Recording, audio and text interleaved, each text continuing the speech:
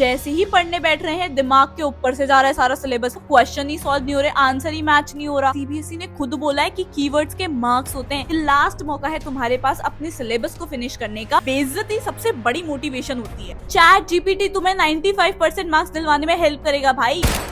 देखो मुझे पता है कि तुम्हारे दिमाग में सिर्फ एक ही सवाल घूम रहा है कि क्या अगर मैं आज इसे अभी से ही जी जान लगा के पढ़ने बैठ जाऊं तो क्या मेरे फिर भी फरवरी में बोर्ड्स तक 95% से ऊपर मार्क्स आ सकते हैं। तो भाई मेरा सिंपल सा आंसर है तेरे लिए, जी हाँ अभी भी होप है। बस तुझे इस स्ट्रैटेजी को फॉलो करना है जो मैं आज बताने वाली हूँ। देखो दिसंबर के 10 दिन बचे हैं, ये लास्ट मौका है तुम्हारे पास अपने सिलेबस को फिनिश करने का और बोर्ड्स में 95 का जो तुमने सपना देखा था 12th क्लास की स्टार्टिंग में कि इस बार तो मम्मी पापा को प्राउड फील कराऊंगा, 95% तो जरूर लेके आऊंगा घर में, भाई वो मौका हाथ से मत गवाओ। या तुम लोग मेरे छोटे भाई बहन जैसे हो तो मैं तुम्हें कोई झूठा भरोसा नहीं दूंगी। मार्क्स आ सकते हैं तुम्हारे बट उतनी ही मेहनत भी लगेगी। अगर तुम सोचोगे बिना मेहनत के मेरे मार्क्स आ जाएंगे तो सॉरी, नहीं आएंगे तेरे मार्क्स। ठीक है, ख्याली पुलाव कोई भी कुछ भी बना सकता है। एक एक घंटा एक एक मिनट अब तुम्हारे लिए बहुत ज्यादा इंपॉर्टेंट है। मुझे पता है तुम लोग कहाँ अटक रहे हो, यहीं पर मैं भी फंसती थी कि हाँ भाई वन शॉट रिविजन देख रहे हैं हम लोग, 2x पे स्पीड कर दी है कि 4 घंटे का चैप्टर 2 घंटे में कंप्लीट करके मस्त एकदम से समझ आ जाएगा। बट जैसे ही पढ़ने बैठ रहे हैं दिमाग के ऊपर से जा रहा है सारा सिलेबस, कुछ याद ही नहीं हो रहा है। चलो एक बारी को हम जो वो बोल रहे हैं हम लिखते जा रहे हैं, जो वो क्वेश्चन करा रहे हैं हम लिखते जा रहे हैं, सॉल्व करते जा रहे हैं, हाँ हाँ ठीक है। बट जब वो बंद हो जा रहा है उसके बाद हम जब अपने तरफ से क्वेश्चन करने की कोशिश कर रहे हैं तो क्वेश्चन ही सॉल्व नहीं हो रहे, आंसर ही मैच नहीं हो रहा। ऐसी प्रॉब्लम में मैं भी फंसती थी। बट इसका सिंपल सा यही सोल्यूशन है कि जब भी वो पढ़ा रहे हैं, जब उन्होंने कॉन्सेप्ट समझा दिया तो पॉज करो और एनसीईआरटी से पूरा कॉन्सेप्ट तुम अपने लाइन में रीड करो, कीवर्ड्स को हाईलाइट करो, highlight as an not an highlighter, box बना के हाईलाइट करो, सर्कल बना के हाईलाइट करो और एक पेज पे लिखते चलो कि इस टॉपिक का कीवर्ड ये है। ठीक है, उसके बाद जब वो क्वेश्चन करा रहे हैं तो वैसे ही सिमिलर क्वेश्चंस तुम्हें एनसीईआरटी के एग्जांपल्स, इलस्ट्रेशंस या फिर बैक एक्सरसाइजेस में मिल जाएंगे, उनको सॉल्व करो। जी हाँ, I am talking about theory subjects as well. Case studies हैं उनको सॉल्व करो, ग्राफ्स हैं उनको बनाओ हाथों से। जब तक तुम ऐसे ऐसे देख लोगे अरे वाह ऐसे ऐसे ग्राफ बना रहे भाई, तो खुद नहीं बनाएगा ना तो फंस जाएगा। एग्रीगेट सप्लाई डिमांड सब में फंस जाओगे। तो इसलिए आज जो मैं स्ट्रैटेजी बताने वाली हूँ ना उसको चुपचाप फॉलो कर लेना, क्योंकि अब सही में टाइम नहीं है तुम्हारे पास। ठीक है, बट उससे पहले 2 मिनट मेरी बात सुनो। अगर तुम्हारा एम अपने पेरेंट्स को प्राउड फील कराना है ना तो तुम्हें क्लास 12th के मार्क्स के साथ एक अच्छा करियर भी बनाना पड़ेगा, क्योंकि अच्छे स्टूडेंट्स की ही डिमांड है मार्केट में। अब न्यू टेक्नोलॉजीज आ गई हैं, एआई जैसी एडवांस चीजें आ गई हैं एंड लिटरली ना कॉलेजेस में एआई काफी लेट सिखाया जाता है, जिसकी वजह से स्टूडेंट्स के अंदर वो स्किल्स ही डेवलप नहीं होती और फिर जॉब ही नहीं मिलती है। जब तक तुम्हें चीजें नहीं आती होंगी ना कोई भी तुम्हें जॉब के लिए सेलेक्ट नहीं करेगा। इसलिए learning and practising AI is very important. That is why इस स्किल गैप को फिल करने के लिए NIIT is offering updated AI based curriculum in their CSE programme. और जो हम बड़ी बड़ी कंपनीज के सपने देखते हैं ना, गूगल, अमेजॉन, माइक्रोसॉफ्ट, इन सभी के इंडस्ट्री लीडर्स के साथ तुम्हारी हर हफ्ते मास्टर क्लास होगी। साथ ही साथ जो भी इनके प्रोजेक्ट्स हैं उन सभी में कोलैबोरेशन करने का भी चांस मिलेगा। यहाँ पे ना फर्स्ट और सेकंड ईयर के स्टूडेंट्स इंटर्नशिप्स भी कर रहे हैं, यानी कि जो आप पढ़ते हो वो आप प्रैक्टिकली भी करके देख सकते हो। प्लस अगर आपका कोई स्टार्टअप का आइडिया है ना तो यहाँ पे आपको गाइडेंस और फंडिंग भी मिलेगी। तो इसीलिए 28 दिसंबर से पहले एनईटी एग्जाम के लिए रजिस्टर कर लेना। सीट्स काफी लिमिटेड हैं, बेनिफिट्स तो मैंने बता ही दिए हैं, लिंक मैं डिस्क्रिप्शन बॉक्स में डाल दूंगी। Also I will pin it in the comment section as well. And let's get back, तुम्हें पूरी स्ट्रैटेजी बताती हूँ कि कैसे बोर्ड्स में हम 95% लाएंगे। भाई तुम में से आधे से ज्यादा लोगों ने तो अभी तक सीबीएसई के जो ऑफिशियल सैंपल पेपर्स आए हुए हैं ना हर सब्जेक्ट के वो ही नहीं कर रखे हैं 3-3 घंटे बैठ के। भाई सबसे पहले तो वो करो, तुम्हें उससे पता चल जाएगा कि सीबीएसई किस टाइप के क्वेश्चंस पूछता है। ठीक है, कौन से टॉपिक से वो ज्यादा कॉम्पिटेंसी बेस्ड क्वेश्चन पूछने वाला है। ऑल्सो तुम इस टाइप के क्वेश्चंस प्रिपेयर कर सकते हो कॉम्पिटेंसी बेस्ड क्वेश्चंस के लिए। अपार्ट फ्रॉम दैट देखो, इंग्लिश मैं हमेशा से बोलती आई हूँ, तुम्हें 30 मिनट रोज इंग्लिश को देना है, क्योंकि इंग्लिश है जो भी तुम्हारी लैंग्वेज है उसके मार्क्स तुम्हारी क्लास 12th की परसेंटेज में जुड़ते ही जुड़ते हैं। ठीक है, तुम अगर सोचोगे नहीं इंग्लिश में बाद में कर लूंगा, देखो एक प्रॉब्लम तुम भी फेस करते होगे इस कि इंग्लिश में ना तुम कितना भी अच्छा पेपर दे के आ जाओ फिर भी मार्क्स कहीं ना कहीं कट जाते हैं। ऐसा क्यों होता है? वो तुम्हारी सिली मिस्टेक्स की वजह से। तुम्हें लग रहा है वाह भाई मैं तो ऐसा गजब का आंसर लिख के आया हूँ, मैं तो ऐसा गजब का अपना लेटर लिख के आया हूँ, ये सब गजब का करके आया हूँ, फिर भी तुम्हारे मार्क्स क्यों कटते हैं? क्योंकि तुम्हें वोकैबुलरी नहीं आती है, स्पेलिंग नहीं आ रही होती है, या ग्रामर में तुम मिस्टेक कर देते हो, लिख के ही नहीं पढ़ते हो। इंग्लिश पढ़ने बैठते हो तो तुम क्या करते हो, चैप्टर्स पढ़ लोगे, कैरेक्टर स्केच पढ़ लोगे, समरी देख लोगे। ठीक है, इसके अलावा एक बार इन डेप्थ तो पढ़ो। भाई सीबीएसई ने खुद बोला है कि कीवर्ड्स के मार्क्स होते हैं, इंग्लिश तक में कीवर्ड्स के मार्क्स होते हैं। जो कॉन्वर्जेशन या जो भी कोई एकदम कीवर्ड जो है जो तुम्हारे चैप्टर में मेंशन्ड है, जब तक तुम उनको यूज नहीं करोगे तुम्हारे आंसर में, तुम्हें फालतू के जो फ्री के तुम्हें 2-3 मार्क्स मिलने वाले हैं वो भी नहीं मिलेंगे। ठीक है, तो यूज करो उन कीवर्ड्स को अपने आंसर्स में। ठीक है, दैट इज वाई चैप्टर को पढ़ना है, जो भी क्वेश्चंस हैं उनके उनको लिखना है। चैट जीपीटी तुम्हें 95% मार्क्स दिलवाने में हेल्प करेगा भाई। उधर लिख दो कि भाई 1 मार्कर, 3 मार्कर, 5 मार्कर मुझे सब बना के दे दे, भाई वो आराम से बना के दे देगा। और फिर उनको प्रैक्टिस करो, जो क्वेश्चन आए उनको लिखो, ठीक है। दिमाग में मत सोचो कि हाँ ऐसा क्वेश्चन आएगा तो मैं ये कर लूंगा, नहीं, लिख के लिखना है। उसके बाद जो ये तुमने लिखा हुआ है उसको टीचर के पास जाओ, बोलो मैम प्लीज इसको चेक कर लो एक बार। मैम बताएंगी तुझे कि यहाँ पे तूने वोकैबुलरी गलत लिख रखी है, या तू एडिशनल ऐसे ऐसे कर लेता तो तुझे फुल मार्क्स मिल जाएंगे इस क्वेश्चन में, ठीक है। तो ऐसे तुम्हें प्रैक्टिस करनी पड़ेगी, क्योंकि सोचोगे ना तो ख्याली पुलाव ही बनाते रह जाओगे तुम, ठीक है।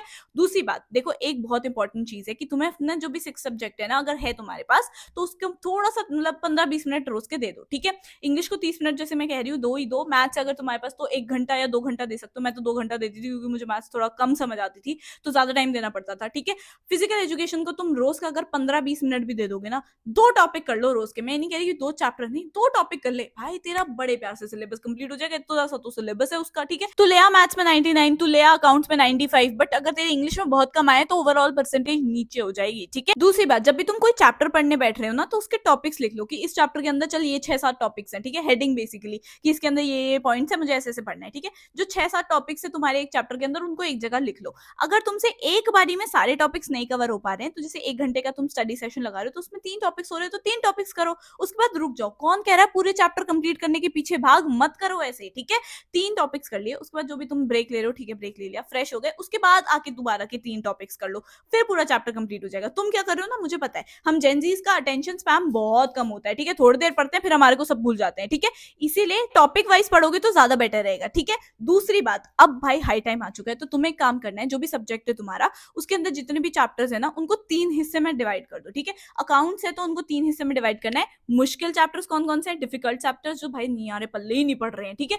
दूसरी बात, मीडियम की, हाँ कच्चे पक्के चैप्टर्स हैं ये मेरे। फिर कुछ ऐसे चैप्टर्स होंगे जो बड़े आसान होंगे, जो तुम्हें भाई ऐसे फर्राटेदार निकल रहे हैं, ओ भाई मुझे बहुत आसानी से आता है, ये तो चेंज इन पीएसआर तो बहुत ही आसान है, ठीक है। जो भी है तुम्हारे 3 टाइप ऑफ चैप्टर्स बन गए, ठीक है। अब तुम्हें हमेशा क्या करना है, जब भी पढ़ने बैठ रहे हो ना, तो एक इजी चैप्टर को पढ़ना है, क्योंकि अब एक दिन में एक चैप्टर करने के तो दिन चले गए हैं, अब तुम्हें काफी सारे चैप्टर्स करने पड़ेंगे। तो इजी चैप्टर के साथ मुश्किल चैप्टर करो, ठीक है। इजी चैप्टर के साथ मीडियम चैप्टर करो, ऐसे जब करोगे ना तब होएगा, ठीक है। अब अगर तुम सोचोगे आज ही मैं पूरे मुश्किल मुश्किल 2 चैप्टर्स को कंप्लीट करूंगा, आज ही मैं इंटीग्रेशन डिफरेंशिएशन दोनों कंप्लीट करूंगा, नहीं हो पाएगा। आई एम सॉरी, नहीं कर पाओगे आप, ठीक है। इसीलिए इजी चैप्टर उठाओ एक, और एक मुश्किल चैप्टर उठाओ करने के लिए, ठीक है। एक सब्जेक्ट की बात कर रही हूँ, ऐसे दूसरे सब्जेक्ट को करो, ठीक है। इसीलिए मैं कह रही हूँ कि भाई अगर तू आज बीएसटी पढ़ रहा है तो तू मैथ्स उठा ले, इको के साथ अकाउंट्स कर ले, ऐसे करके करते रहने, ठीक है। अगर तुम सोचोगे नहीं मैं तो आज पूरे दिन शेयर्स पढ़ूंगा और कोई सब्जेक्ट नहीं करूंगा, तो भाई नहीं ही होगा, सिर्फ तेरे शेयर्स में मार्क्स आ जाएंगे, फिर और सब्जेक्ट्स में नहीं आएंगे, ठीक है। क्योंकि अब टाइम ऐसा नहीं है कि हम पूरे पूरे दिन एक सब्जेक्ट को दें, ठीक है, साथ साथ करते चलो। क्योंकि मेरी पर्सनल स्ट्रैटेजी यही है कि अगर मैं जैसे आज अकाउंट्स को पूरा टाइम दे रही हूँ, कल इकोनॉमिक्स को पूरा टाइम दे रही हूँ, फिर बीएसटी को पूरा टाइम दे रही हूँ, तो चौथे दिन तक जब तक अकाउंट्स आता है मैं पुराना ही भूल चुकी हूँ। इसलिए तुम्हें ऑल्टरनेट डेज में पढ़ना चाहिए। जैसे अगर आज अकाउंट्स और बीएसटी करा है तो तुम कल मैथ्स और इको कर लो, फिर परसों अकाउंट्स और बीएसटी कर लेना, फिर मैथ्स और इको कर लेना, ठीक है। और इंग्लिश तुम्हारा और फिजिकल एजुकेशन तो डेली चल ही रहा है, तो इस तरह से पढ़ोगे ना तो डेफिनेटली आई एम सेइंग कि इसने मुझे भी हेल्प करी थी। वही है ना, प्री बोर्ड्स में मेरी फटके 4 हो गई थी जब मैंने 65% मार्क्स देखे थे, क्योंकि यार मैं ऐसी थी कि यार क्या मेरे बस का नहीं है क्या, 65% तो बहुत ही कम होता है। लिटरली मेरे को हर एक रिलेटिव आके बोल रहे थे कि भाई तेरे बस का नहीं है। इतनी चीजें सुनने को मिल जाती है ना उस टाइम पे कि भाई तू नहीं कर सकती, मतलब नेगेटिव सीधा मुंह पे ऐसे डाल रहे कि तू नहीं ही कर सकती, तू नालायक है, तेरे बस का कुछ भी नहीं है। एंड आई वाज लाइक भाई ऐसे क्यों बोल रहे हो, क्या मैं सही में नहीं कर पाऊंगी, क्या मैं अपने पेरेंट्स को प्राउड फील नहीं करा सकती। और ट्रस्ट मी, जो गंदी बेइज्जती करते हैं ना, मेरे ख्याल से बेइज्जती सबसे बड़ी मोटिवेशन होती है, ठीक है। तुम बेइज्जत होके देखो, उसके बाद जो मोटिवेशन आएगी कि भाई तूने मेरा ईगो हर्ट कर दिया, अब देख तू तेरा मुंह कैसे बंद कराता हूँ, ये वाली बात आ जाती है, ठीक है। तो ऑल्सो अगर कोई भी दोस्त, कोई भी रिश्तेदार, कोई भी तुम्हें बोल रहा है ना तेरे बस का नहीं है, ये है वो है, उसको मोटिवेशन की तरह लो कि भाई ये ऐसा बोल रहे हैं, अब मैं इनको रॉन्ग प्रूफ करके दिखाऊंगा। एक हैबिट जिससे मुझे बहुत ज्यादा हेल्प करी है, इस टाइमर लगा के पढ़ना, ठीक है। मैं ना 1 घंटे पढ़ने वाले बच्चों में से थी कि मैं 1 घंटे अच्छे से पढ़ लेती थी, फिर मैं 10 मिनट ब्रेक लेती थी, बाहर जाके से बातें बातें करती थी, उसके बाद वापस आके 1 घंटे पढ़ना, ऐसे वाली चीज करती थी मैं, ठीक है। तो टाइमर लगा के पढ़ो, आंखों के सामने दिख रहा है 59 मिनट, 58 मिनट, 50 मिनट, 40 मिनट, तब तुम्हें ना डर भी लगता है, हाय राम 1 घंटे में 40 मिनट ही बचे हैं केवल, मेरे को लगा था कि भाई मैं 20 मिनट वेस्ट कर दिए रील देखने में, ये है वो है, तो तुम्हें थोड़ा सा डर भी लगता है। दूसरी बात, तुम्हारे अंदर भी ऐसे होता है, अच्छा सिर्फ 20 मिनट पढ़ना है, उसके बाद तो मुझे ब्रेक मिलेगा, ये होगा वो होगा, तो ये वाली चीजें भी रहती है। तो अकॉर्डिंगली तुम देख सकते हो तुम्हें पॉजिटिव मोटिवेशन अच्छा रहता है या नेगेटिव। तो इट्स जस्ट 1 to 1 में तुम्हें एक बात बताना चाह रही थी कि हाँ ऐसा सब फेस करते हैं, मैंने भी अपने टाइम पे फेस किया था, बाद में उनके मुंह चुप हो गए वो बात अलग है, बट फेस सभी करते हैं, ठीक है। सो चिल रहो, तुम ला सकते हो, इस पॉइंट पे भी पढ़ने बैठोगे तब भी 90-95% ले आओगे, ठीक है।